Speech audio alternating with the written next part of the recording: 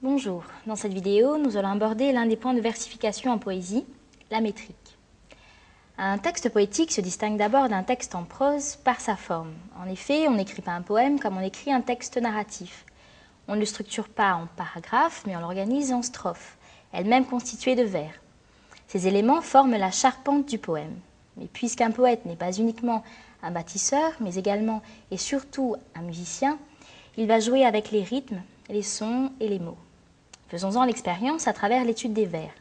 Un vers est composé de syllabes. Le décompte des syllabes permet de déterminer la longueur du vers. C'est ce que l'on nomme la métrique. Le mètre est le terme qui désigne la longueur d'un vers.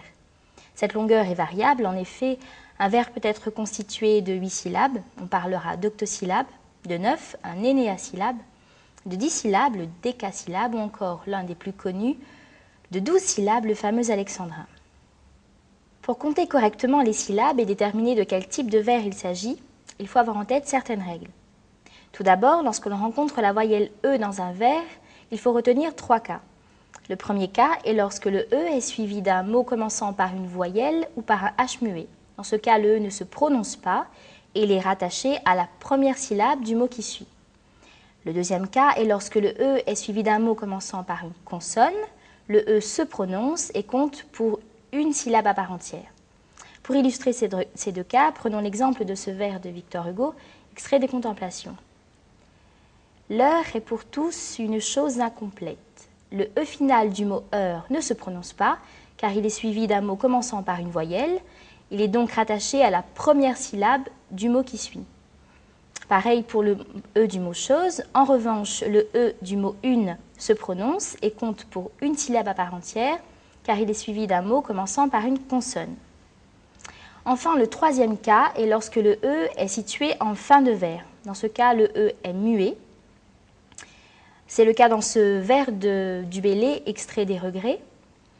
Si les vers ont été l'abus de ma jeunesse, le E final du mot jeunesse ne se prononce pas. Après avoir vu le cas de la voyelle E, voyons à présent celui des voyelles contiguës, des diphtongues. 2 cas se présentent. Le premier est celui de la synérèse.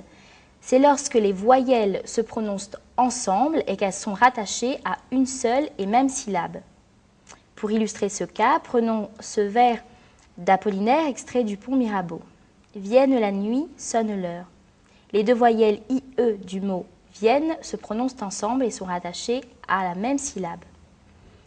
Enfin, le deuxième cas est celui de la diérèse. C'est lorsque les voyelles se prononcent séparément et comptent chacune pour une syllabe à part entière. Je sens vibrer en moi toutes les passions. Le mot passion applique cette règle de la diérèse.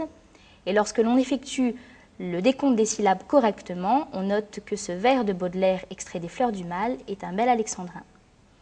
Si vous avez des questions, n'hésitez pas à nous les laisser sur le site. À bientôt.